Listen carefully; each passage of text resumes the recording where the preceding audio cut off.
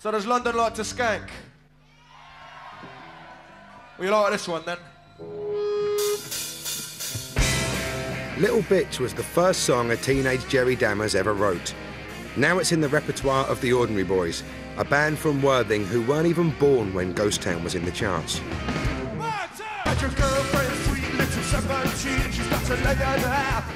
The Ordinary Boys have been influenced by the late 70s, just as the Britpop bands a decade ago were influenced by the 60s.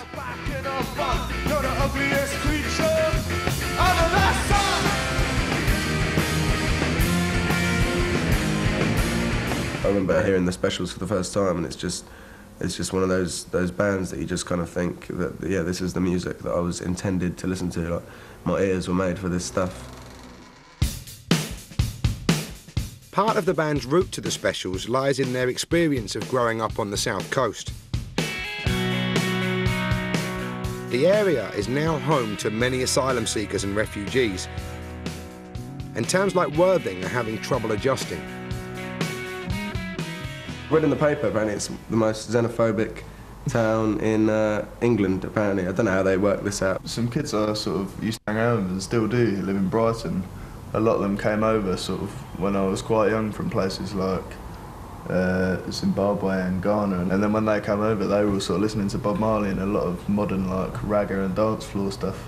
And it was really bizarre that I sort of started listening to that, and then as I got a bit older I was sort of searching deeper into the like Trojan reggae, and then obviously like onto the two-tone. The seaside needs us more than ever.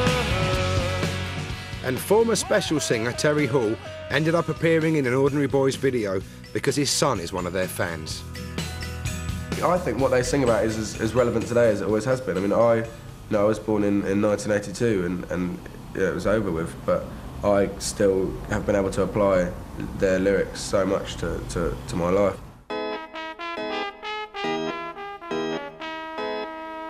There is a line, there is a seam, it's like a seam of coal, a seam of diamonds that runs from the two-tone period into the present moment. This ain't the down, it's the upbeat, make it complete. So what's the story? Guaranteed accuracy, enhanced CD.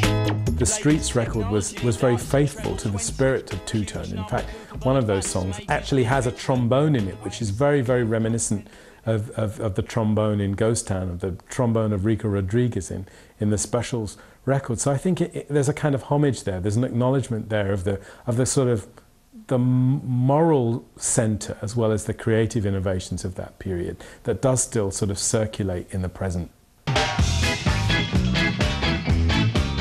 A lot has changed in Britain since the days of two-tone. Though a black judge is still not a common sight. My name is Judge Ruffney, and I will not tolerate no disobedience in my court.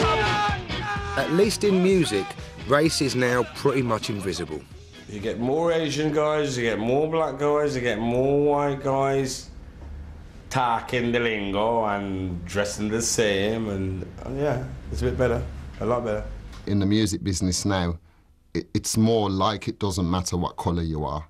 As long as you're good enough, you can get in. I've been hearing a lot of Indian music getting into the charts for the first time, you know, and to me that's change as well, because you'd never have seen that 20 years ago. In my new film, in Bride and Prejudice, one of the songs, I actually told the music director, the composer, that I wanted to do a ska song. At least one of my Bollywood songs had to have a ska influence, and in the film it's No Life Without Wife, which starts with a very ska beat.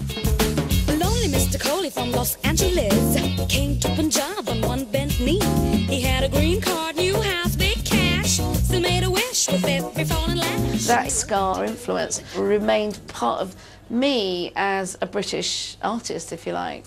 This is the original of one of the ones that we do. Two-tone lives on, not just in its political or musical legacy, but in the very personal effect it had on those individuals, black, brown or white, who experienced it as a turning point in their lives and in their relationship to British culture. It shaped me kind of politically, musically, probably as a person as well to a large extent. It made me feel kind of more confident really about partly about feeling that the society I was in, particularly younger people, perhaps they did have something in common with me. Perhaps I was part of this. What they made me realise was that it was okay to turn your back on what was being offered and go and seek out something else. And whether it was reading about them in the NME or buying their singles or watching them on the television or going to see them live, they were really, really inspiring. It was probably one of the biggest sea changes that happened to me, and has happened to me in my life.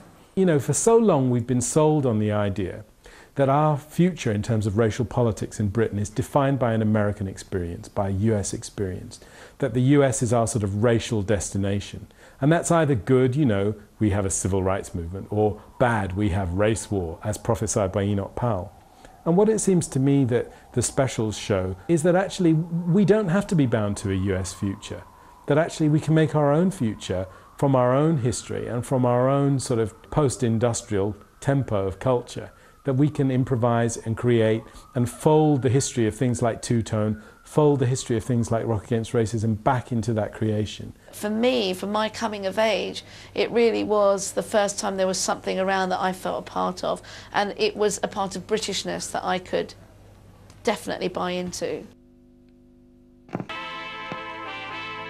After Ghost Town, Jerry recruited some new specials, and finally, in March 1984, released a song that would be remembered not for its musical complexity, but for the clarity of its message.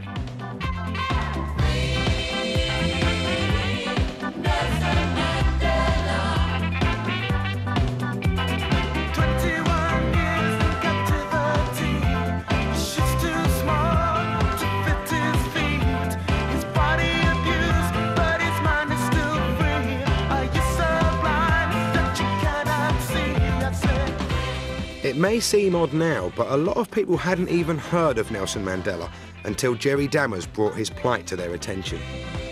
As political as music gets, I think it was hugely influential, yes. And when I watched the news and saw people at an anti-apartheid rally in South Africa singing Free Nelson Mandela, obviously, you know, when that's happened, you know you've made a real impact. Hi, my name's Terry and I'm at Magnus Fun.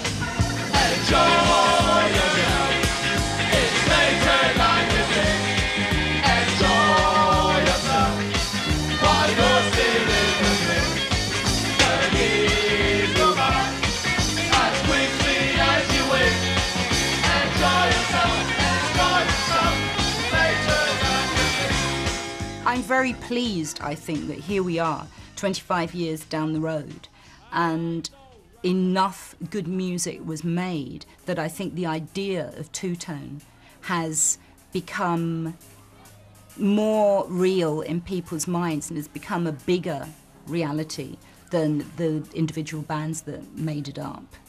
I feel that, you know, Walt Jabsko, the little two-tone man, he kind of stands for something.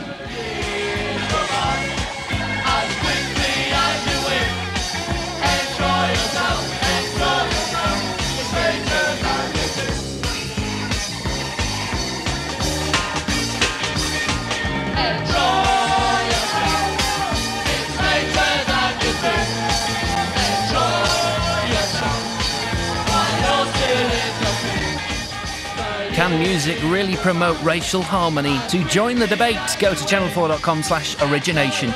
Well, if you've got the cash, they've got your ticket. Next Monday at 11, meet Alan Slim, the Touts on tour.